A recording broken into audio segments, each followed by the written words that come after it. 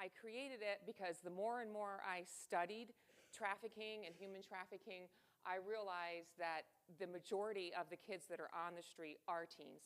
And they're usually affected by some type of trauma early on. But the way to stop it is to get them before they get into trafficking. So I realized that we needed prevention and education so that we can educate our teens so that they do not become victims of trafficking. And nowadays, you'll notice many people have phones, and in all the churches I go to from like 12, even younger, they're sitting there and they have their phones. So if they have a phone and they're connected to the internet, they are susceptible. So I thought it would be very important. So this presentation is really not for adults, but I'm just going to engage you guys like you're all my teens. And if you answer a question, you might get a shirt. And if you're a younger teenager, you might get a piece of jewelry. I do have jewelry that a survivor made, and the survivor is out of Syracuse. And she makes jewelry for the ministry, and I just use it for all my presentations. So what I do is I go to a lot of churches, and they have Christian school. So a pastor will have me come in on Sunday or Sunday night. Sunday morning, I'll present, do my presentation, and then Monday morning, I'll present. We have 3 presentations. So one is navigating the internet for teens, and the other one is navigating relationships, because these kids are very naive when they're starting relationships. And I just try to encourage them about boundaries, and if you have no boundaries, then you're going to fail. So teaching them about boundaries, and I put a little icebreaker in there, a Christian comedian about these the young couple in church, and so I just try to navigate through those things. And then we just created a brand new series for parents.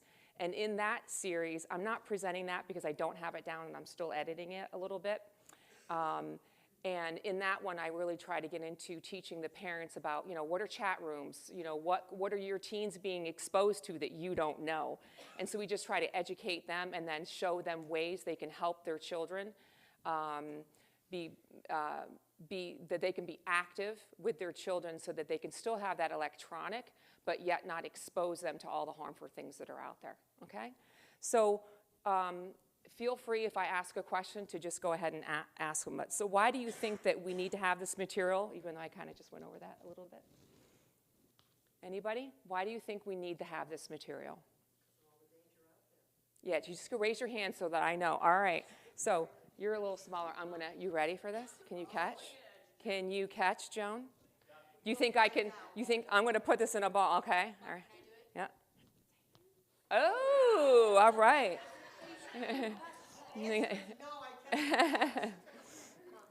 James, no, sit. All right, so education and prevention are necessary to help stop exploitation, and it's not on there yet. Let me see. All right. Maybe I got to do that. Hold on. Did it go? I am locked. Hold on one second.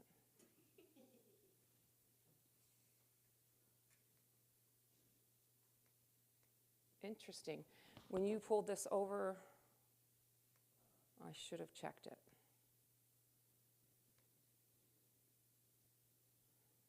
It's not sliding for whatever reason, I don't know. Okay, here we go. All right, so education and prevention are necessary to help stop exploitation and trafficking before it starts. So what is exploitation? Anyone?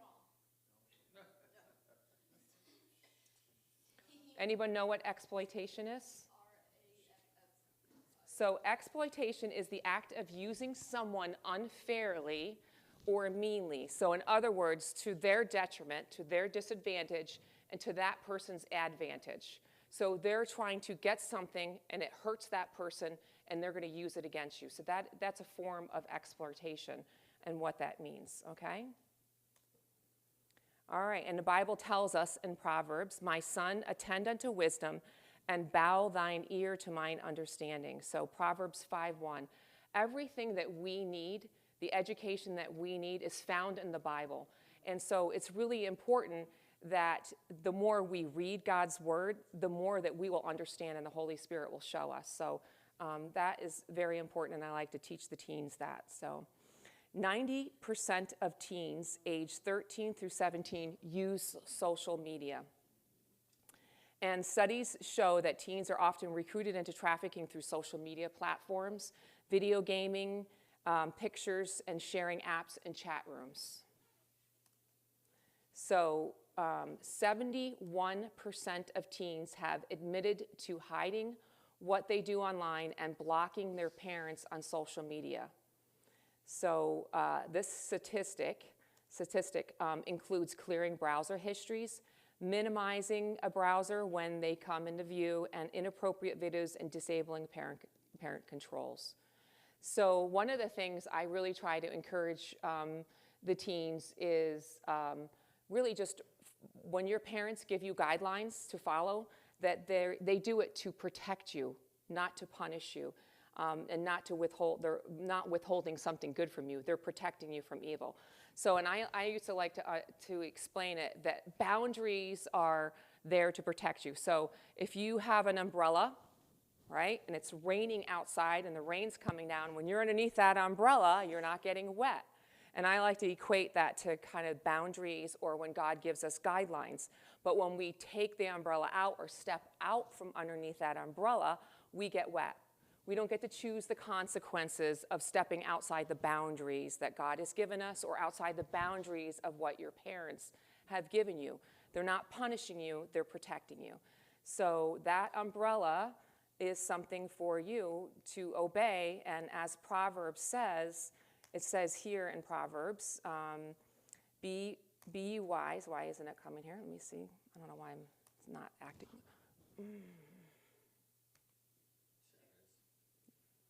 Okay, there it is. Be not wise in thine own eyes. Fear the Lord and depart from evil. Sometimes in our youth, we like to think that we have all the answers when we don't. And so, though, remember that when you are given guidelines, just like it is in the Bible, they're there to protect you.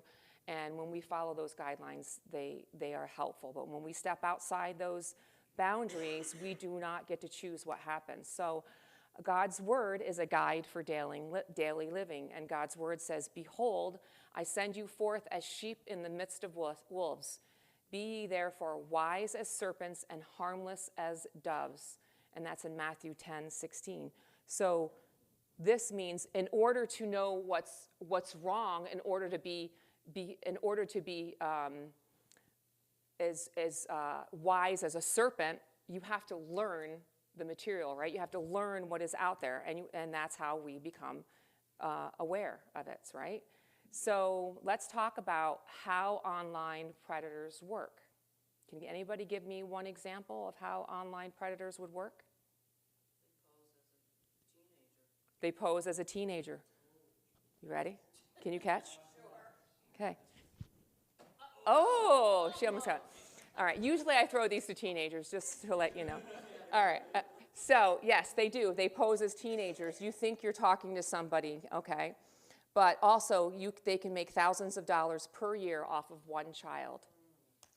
That's the point. It's all about money and exploiting, and it's demonic, basically.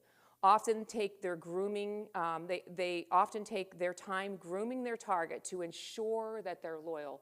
They will spend months talking to your child online. They will spend months talking to you. You think you're talking to somebody else, and it's not who you think it is. And you start to like them. They have already found out a lot about you, especially if you're online. They woo their target with conversations so that they seem fun, safe, and meaningful. They will try to lure you with sexual conversations or face-to-face meetings. And we'll talk a little bit more about that in a little bit more, okay? The more you are more at risk because you're curious and you want to be accepted. Every teenager wants to be accepted. They want to be liked. And it's easier behind a screen to talk to somebody because you just lower your guard a little bit. Because you really don't know who you're talking to, or just oh, I get along so well with this person and whatever. So it's not always how you think. Predators make it their business to find out what are your hopes, dreams, hurts, and are so they can exploit you and trap you. How many of you have Facebook pages? How about you teens? Do you have any Facebook page? Good mom, good dad, good job there, Harry. Where's your wife? I don't know where she's at. There she is. I didn't see her way back there. Good job, good job. I really highly encourage parents not to put your computer, the family computer, in bedrooms. Teens shouldn't have computers in bedrooms. Put your computer in the family room or the office where you all are. My computer is in our office where we do the homeschooling, and she doesn't have the access to the passwords or anything like that. She has to be let on. So that's how I choose to do that. You want to put it where they're not doing things secretly, or it's a temptation to do things secretly. So you want to be therefore wise as a serpent and harmless as a dove, right? Beware to what is out there. So online predators present themselves as being, anyone give me one, besides being a teen? And a friend, yep. Got to throw him a shirt. You ready? Hey, good catch. All right. All right. They present themselves as being loving and accepting, right? Because that's how they'll start talking to you, because they're trying to win you over. They're trying to woo you, okay? Then they present themselves as being understanding. I know, your parents. Yeah. They'll be generous. They might send you something through the mail. They might give you some gaming things or whatever. They'll be nurturing. They will use flattery and emotional manipulation. They're very, very good at this, because if you do have a Facebook or you do have Instagram or you do have something out there, they will do everything they can, and they will research you before they reach out and contact you. So that's how they work. So again, this is why we want to be smart as a serpent and harmless as a dove, right? We want to beware of what is out there. So predators develop trust and become your friend. So one of the things they will do, they will appear sympathetic and understanding to you. They will shower you with compliments. Who doesn't like that, right? They will make promises. They will appeal to your needs. They will share and keep secrets. That's a big one. They'll get you to try to do that. They'll get you to try and share some secrets so they can use that later. They will buy you upgrades on gaming sites, because that can be done through there. They can send you gifts or e-gifts. They look up your social media and other public profiles. Then they divide you from your parents. So I can say this to teens. If someone, friend at school, friend at church, someone online, if they talk negatively about your parents or they try to divide you against your parents, they are not your friend. They are absolutely not your friend. Okay, your parents love you. They're there as a protector. You know, eventually when you're older, they'll be your best friend. When you're teenagers, not so much. Okay, they're there, they're correcting you. They're not correcting you because they hate you. They're correcting you because they love you. And so if someone's trying to divide you from your parents, that's a signal. That's that beware thing, okay? So that's just something to think about. All right, so we're going to now talk about some other warning signs. After a predator builds trust and friendship, they begin to push sexual boundaries, okay? So predators will begin to expose you to sexual content. This is like usually months after becoming your friend. And then they'll have conversations to lower your inhibitions. That's a really big word. What do you think inhibitions means? Anyone? Anyone over here? An inhibition? What is that? Laurel Lee? It's a boundary that keeps you from doing certain Yeah, exactly. It's like I'm going to give you a smaller shirt. It's like, it is like your conscience, okay? So inhibitions allow you to react to unforeseen or risky situations safely. It's your conscience. And God's given you an intercode built in, right? And so that you know right and wrong, okay? And if you think about TV. PG-13 years ago was now PG-13 shows nudity. And the reason why they do that, they're trying to lower your inhibitions. The more and more you see nudity or people that are dressed inappropriately, the more it becomes second nature to you, and you're no longer embarrassed, so you don't even turn away. But typically, you know, you turn away and say, oh, oh, but then they lower that so that you become immune to it. Are you ready, Laurel Lee? Okay. Okay. Okay. So, Mrs. Carpenter? Yes. So just like nowadays, how now they're showing in every TV show, kids show, where two men are together. That's exactly it. They're slowly doing that. They're lowering your inhibition. Yes. Yes. So now, you know, and to me, it's still like, ooh, you know, you turn it, you know. And so now they're like, oh, the kids, the teens or whatever, if you're watching a lot of that, that's like not a big deal. What's the big deal? It should still be a big deal to us as believers, right? All right. So we need to be therefore wise as serpents and harmless as doves, right? We have to know what to look for, and we have to know what's wrong in order to be wise to it, okay? So, and in the Bible, the more we read it, the more our conscience will, you know, the Lord, the Holy Spirit will be using those things. And read a Proverbs a day. Read your Psalms every day. You'll start to see these things all over the place, okay? So beware. All right, so now we're going to talk about some big things here. Sexting. Can you, well, it's already up on the screen. It's the action of practice of sending sexually explicit photographs of messages via cell phone. Okay, so it can be more than just a photo. It could be talking it, saying the words, okay? And I just want to encourage you that, I know I'm not sure a lot of our teens know this, but sending a sexual picture, a photograph of somebody under 18 is illegal, even if it's a picture of yourself. And I'm not sure everybody knows that. Well, you did because you're in these presentations all the time. So I actually, when I started putting this together, I did not know that. Like, I knew certain things like pornography, but if somebody was sending a picture of themselves to somebody else, I didn't know that that was illegal if you're under the age of 18. So just something to think about, okay? And I'm going to get in a little bit more about that. So what would be sexhortation then? It's already on the screen. First one who could say it gets a shirt. Yes. Blackmail by someone threatening to distribute sex and sexual images.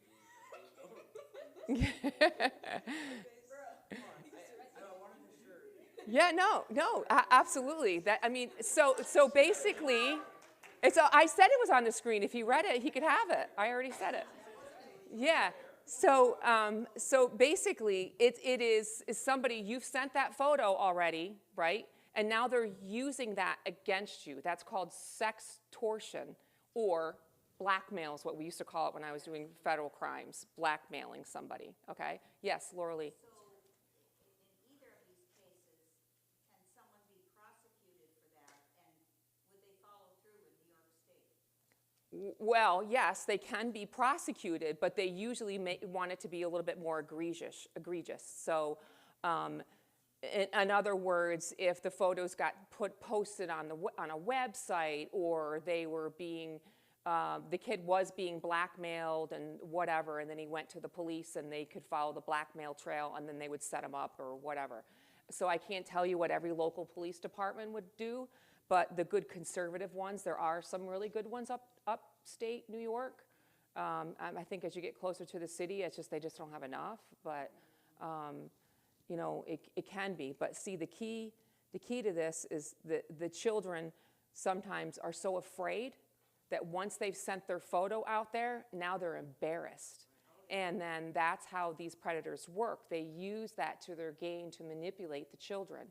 So if you do this, if you don't do this, I'm putting your picture out there. If you don't do this, I'll hurt your parents. They actually say those things. If you don't provide me more, I will do this. And so all this time they've been being their friends for months. They slowly start to lower those inhibitions, and then they ask for a photo. First it's just show me your, oh, it's summertime, you went to the beach, show me your picture of your bathing suit. Oh, are you in a bikini? This is how it starts, but yes. I know Snapchat. Yes. One of those ones that the picture, once you put it out there, then it disappears. It never disappears. Well, Only to the user. only to the, W- I don't mean it in a bad way. Yeah. We know of a case where a guy was being exploited Yes. by his uncle. Oh, okay. Could not prosecute Because they couldn't get the photos? Yeah. still.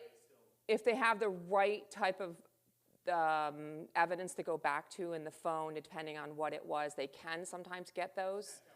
Yeah, Snapchat won't. They have to have a subpoena to get it. They still wouldn't give it. Yeah, interesting. Were they served with a subpoena? Yes. Interesting. Interesting. Snapchat is, I hate that. Yeah. Okay. All right, so this crime happens when a child has shared an image with someone they thought they knew and trusted, but instead this person uses the content to take advantage of the individual. And I just encourage teens, you really never know who you're sending it to. Or even if you have a boyfriend or a girlfriend in person, guess what? One day you might break up with them. And now that photo's out there, and guess what? You can never unsend it. You can't get it back. Once somebody else has your photo, you can't get that back. It's out there. So it's really important for you to think about what you're doing with your material when you get a phone, and you can't get it back. So there was just this, I don't know, this woman, I watch Fox News and different things like that, but I don't know, she was some model or something, and she had pictures and her husband, and then we're getting a divorce. He stole her computer, took all her pictures, and threw it all out there. And they just arrested him, actually, for that. Again, the photos went out there, and I guess she was going to church. Her kids couldn't go to church, but she put these they were in her phone, they were in her computer, and he took it and exploited it. So it's just something to think about, you know. Obviously, the marriage bed is undefiled, but you still have, as a married couple, still have to be really careful what you're doing, you know, with your pictures. So just a thought.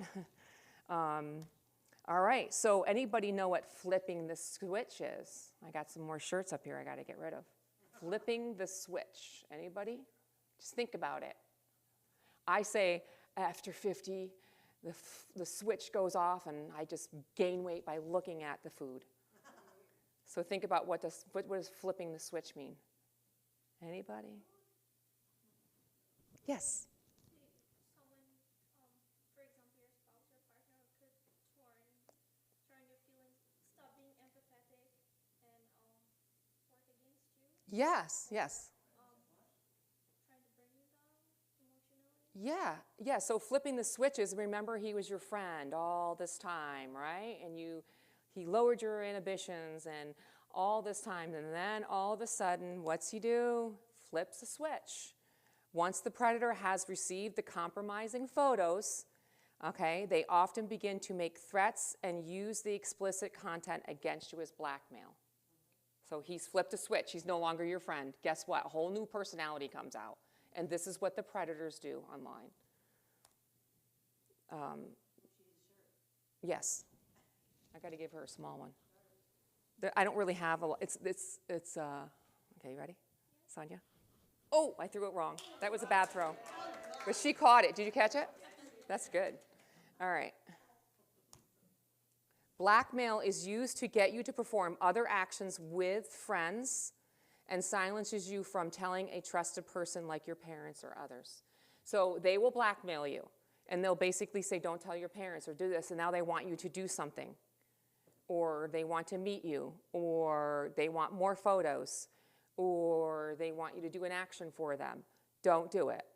Listen, your parents may be disappointed in what you do, but they will never be mad at you to come to them and say, I made a mistake, Mom, and now I need your help.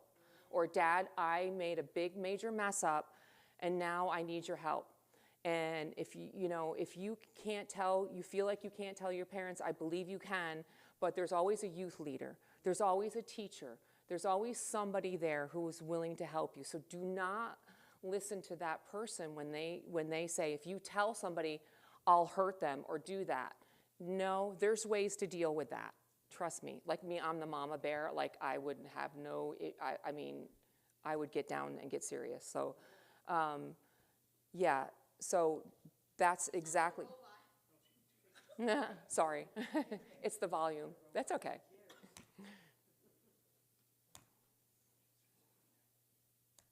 All right, so there is no fear of God before their eyes. These people do not care about God.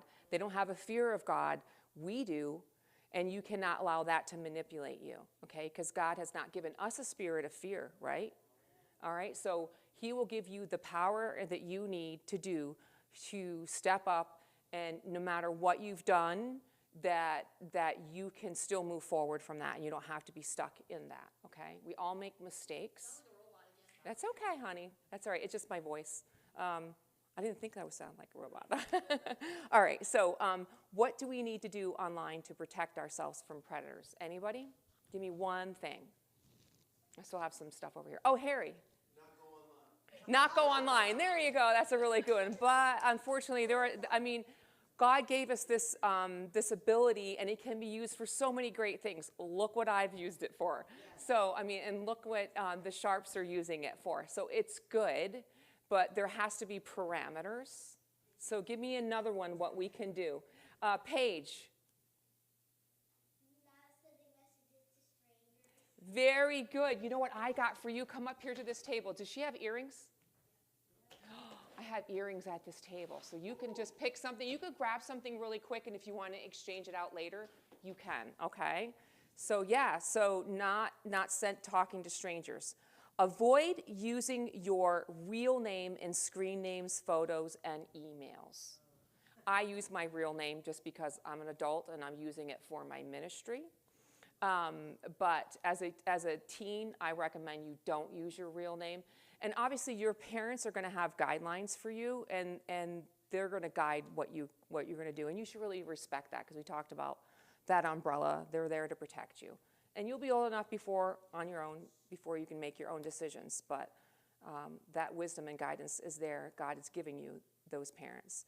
So don't get too personal with people online that you've really never met or you don't know who they are at all. Yeah.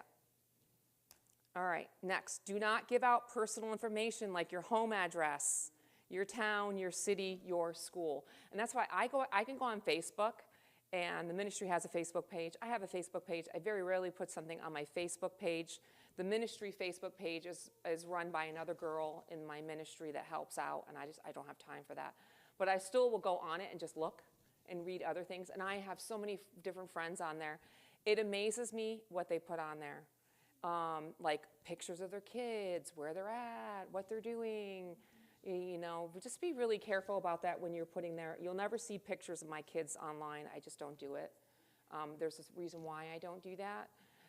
But it's just not wise, especially not wise to say, I go to, the Christian School of Ohio, and, I live in the town of Ohio on Main Street. Like, yeah, not really smart, because guess what? If that predator's already onto you, he'll actually go sit in front of your house, find out where you are, what's your routine, and then he'll make friends with you, and it's much easier for him to manipulate you at that point, because he already knows what you like, because you've already posted it.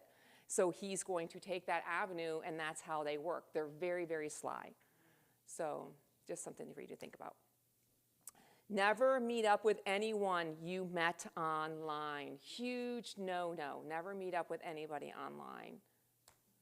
All right. Never be afraid to tell a parent or a safe contact if you encounter a person who makes you feel uncomfortable. So what would be makes you feel uncomfortable? Can anybody give me an example? Jamie, can you give me an example? What are you doing? Writing notes? And so you have an idea of what somebody would make you feel uncomfortable? Too close, okay.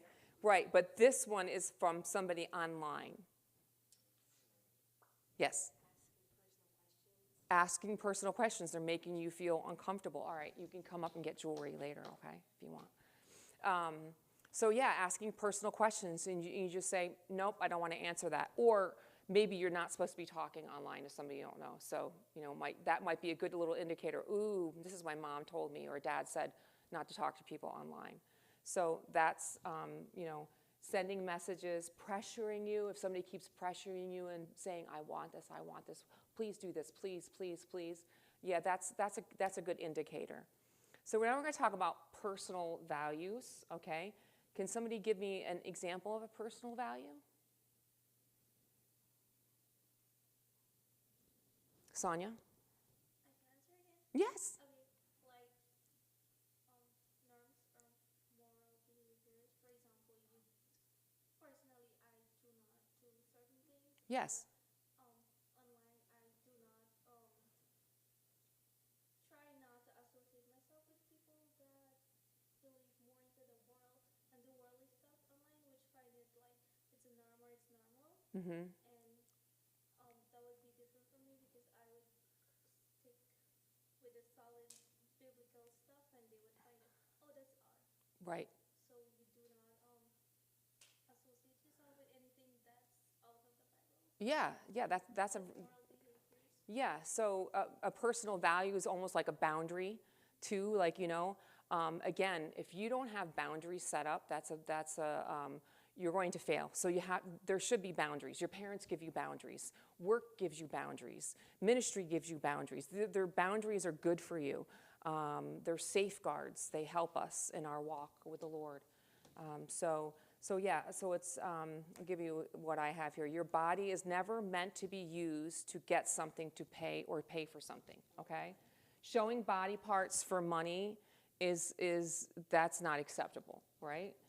So that's just like a boundary. Your body's a gift that God gave you for your future spouse, and it's to be saved for later. It's a precious gift.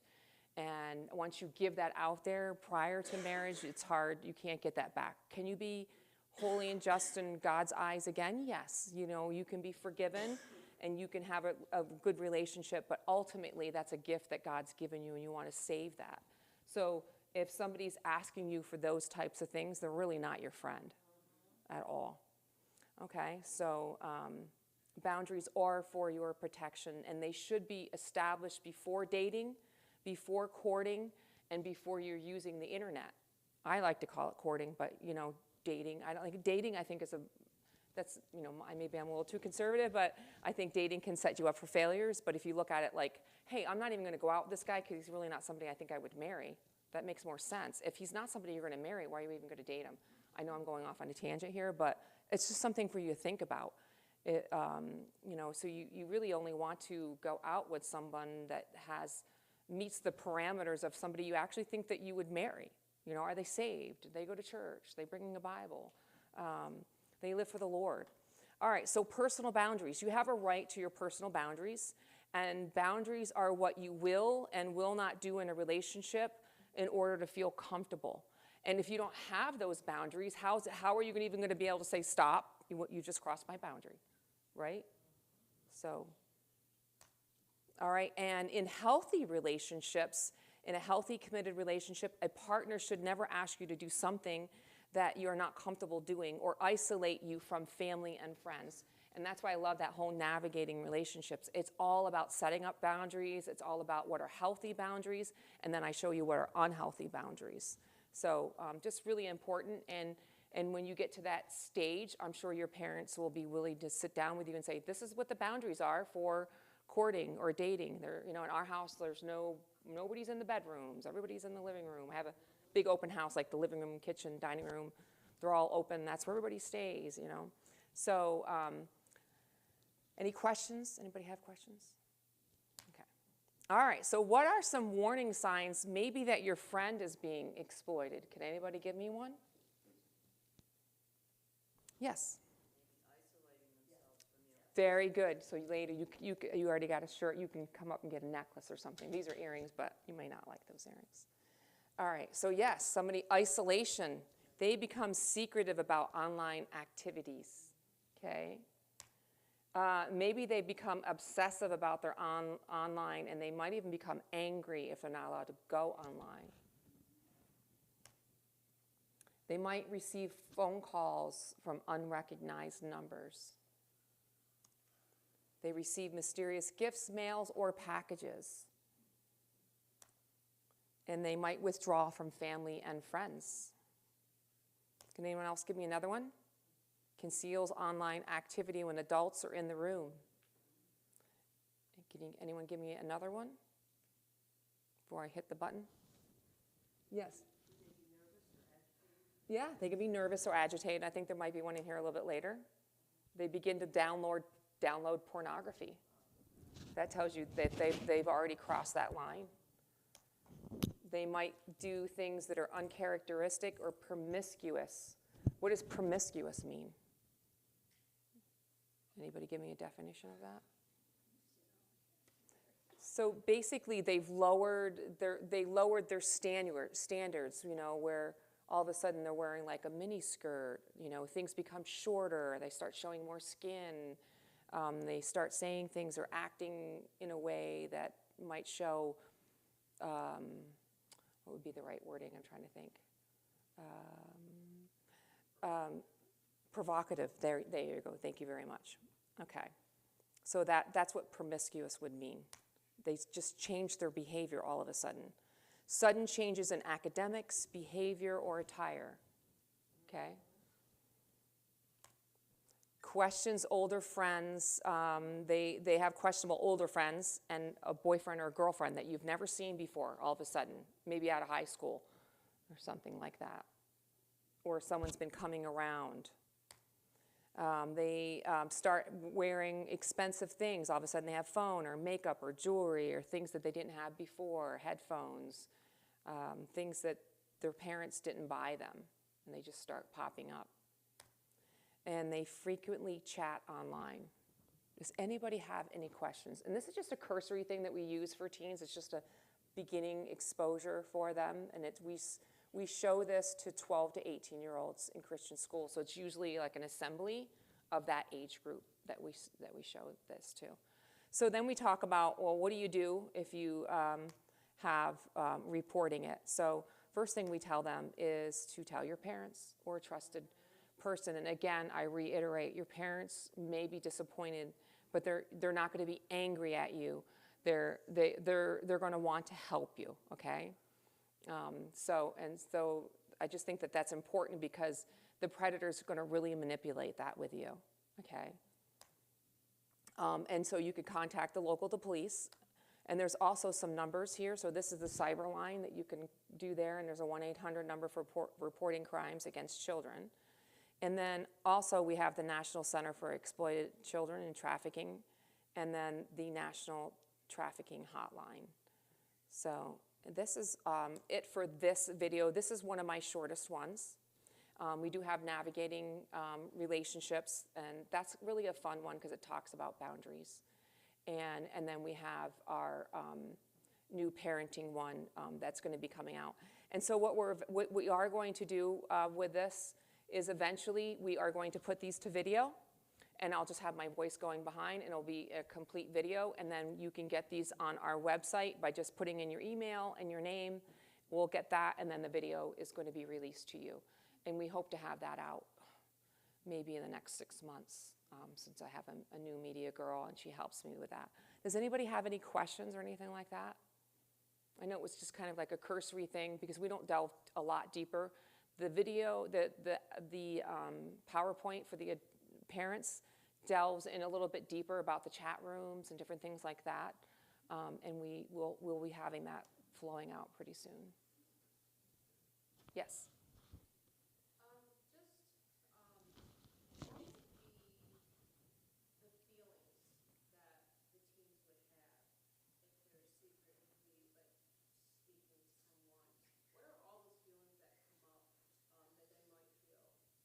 Okay, well, I think, I don't have all the answers for that, but I do think a telltale sign is they start to become angry at you. It's almost like even though you didn't do anything, they become angry at you because you're asking questions. They will isolate in their bedroom, especially if that's where they're accessing it. They'll spend a lot of time in their bedroom, online if they have a phone, or if they have a tablet, they're on with a tablet, or any other access. If you have a gaming system, they will be chatting online with the gaming system. And so in our parent video, we're getting into all of the accesses where the child would be able to access those things. And so you as a parent have to be wise as to that and constantly changing your password. You know, unless you're at a point where you have complete trust in your teen.